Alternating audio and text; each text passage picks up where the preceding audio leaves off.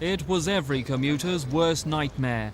Packed trains stranded for hours in dark tube tunnels. Today it became the reality for thousands of passengers in the height of the morning rush hour.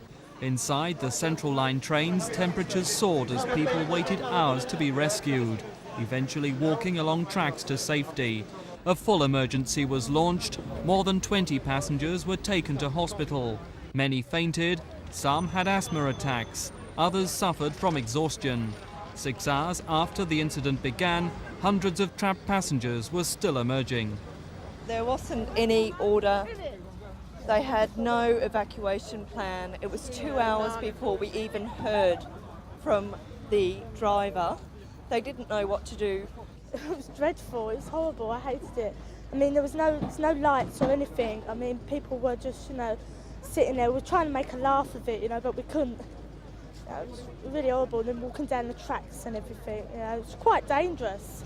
It's very dangerous. I mean, there's pregnant women down there and everything. You couldn't actually see where you were going, so you were tripping over bits of rock and bits of stone and what have you. So it was pretty horrendous. A lot of people were fainting, and information wasn't coming through as quick as it might have come through. The ordeal started at 8:30 this morning with security alerts at Bond Street and Liverpool Street stations. Much of the Central Line was closed. At 9:30, a train waiting in a tunnel outside Bethnal Green had a small fire in one of its motors. It was decided to switch off the current and walk passengers trapped in 7 trains to the nearest stations. But tonight, that decision is in question. It would have been possible to reverse some trains to other stations and let out the passengers. We have procedures that we've thought through over the years, over many, many years, tens of years, and we've always stuck firmly to the procedure that once the evacuation started, we go through with it.